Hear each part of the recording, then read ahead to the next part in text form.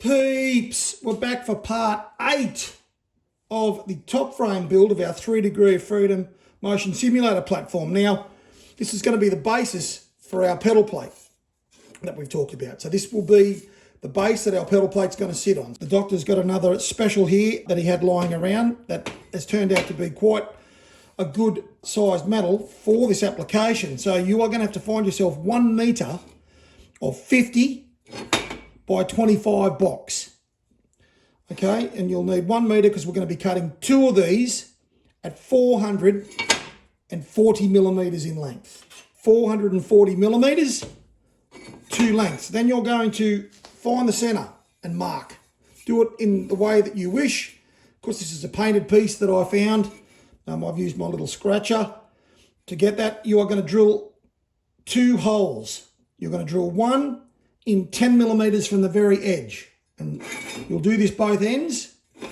Then you're going to measure 100 millimetres in from the edge, and you're going to drill another hole again, 100 millimetres in both ends. This will just give you some options as far as being able to set your M12 rod through this box. Okay, so 13 millimetre drill bit is what you'll need to finish with to take our M12 rod.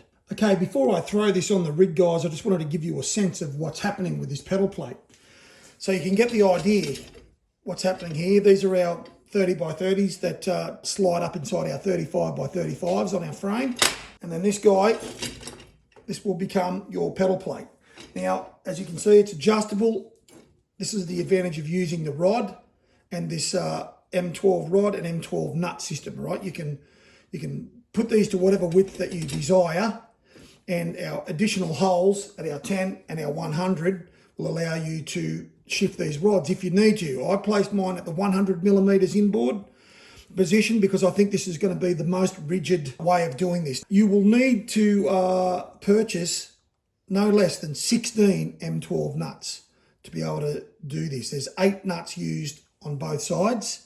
So you'll need 16 M12 nuts to go with your M12 rod. Look, it's not going to break the bank. They're about 60 cents each. This is an extremely versatile way of setting up a pedal system on the rig. You've got obviously the ability to move it forward and aft on the rig itself on the 35 by 35 slide overs, and now you can position your pedal board on your rig. Like, you might want to offset your pedal board a little bit. You might want to have your pedal board exactly square on your mount plates here, but you might want to offset it to the right a bit or to the left a bit, or you may need these wider or shorter. It just gives you those options with a design like this. I've watched a lot of YouTubes, looked at a lot of people's motion sims and static sims, both commercial and DIY, and everything has a little bit of flex to one point or another, whether it ends up being the pedals themselves that have flex or the plates or whatever it is.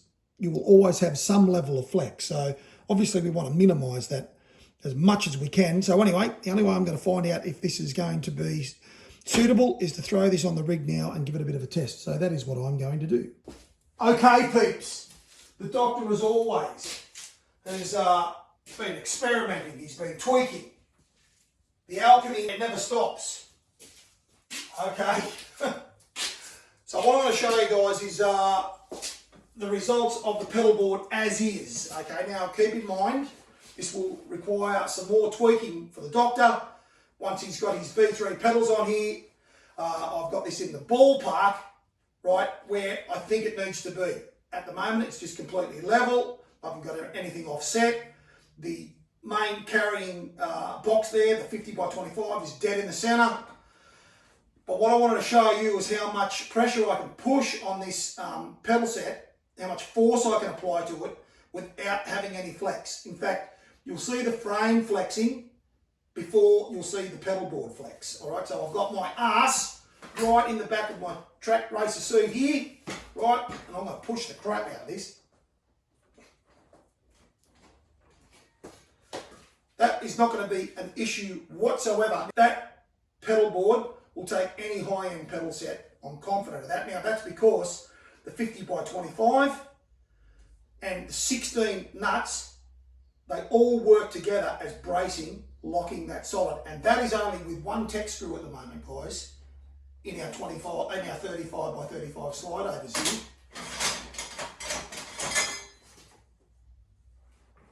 Bloody rats. They're everywhere. That's on the wrong way, but it doesn't matter. Okay, so what I'm saying, guys, is at the moment, they've only got the tech screws in one half. And if you really wanted to, you could run techs on the other side. You won't need to, guys, trust me. You can see how rigid that is, even just with one tech in each 35 by 35 slide over. Very happy with this. A very flexible pedal board that's going to give a lot of options to a lot of peeps. I've got to put this on the right way because it's just going to annoy me. Rightio. I want to show you guys how much movement this rig has in its raw form. Okay, now keep in mind, guys, that the movement you're about to see in this is only one motor. Right, it's only one motor working, not two motors working simultaneously. Obviously, in-game, SimTools, it calculates, and the telemetry from SimTools means that when one lever goes down, the other one comes up. So if you can imagine, you can even have more movement than what you are about to see. This is more movement than anybody is going to use in a game, okay? But I just want to show you so you know what you're in for.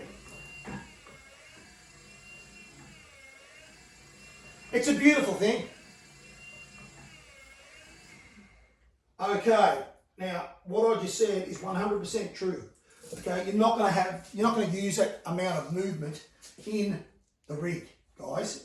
It's not about the sheer amount of movement you're getting from your platform. It's about how precise the movement is. That'll be all brought together with tweaking your settings in SimTools and the SMC through utility software, power levels.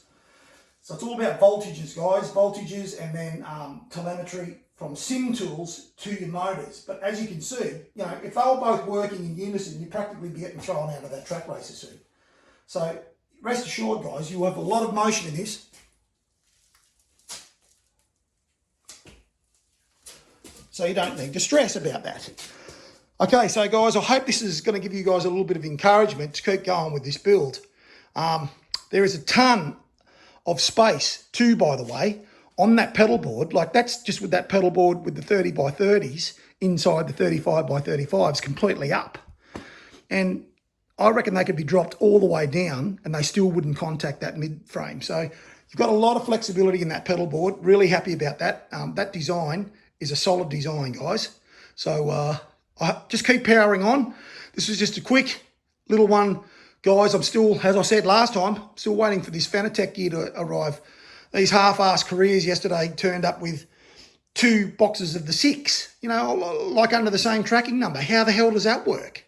I've contacted Fanatec and said, what's the go? I've got 2 of my boxes and they were the damn brake adjustment kit and the universal hub. Didn't get anything else, but they've ticked off that stuff's being delivered. So who knows with these clowns? Okay, we're going to leave it there, guys. Thank you very much for watching. It is a very short video on the pedal board. And that's all I really wanted to show today, just as a gap filler until I can get the other gear so then I can work out the rest of these peripherals and getting them on the sim. Thank you for subscribing. Thank you for watching. Take care out there, guys. Stay safe and stay healthy. We'll see you next time.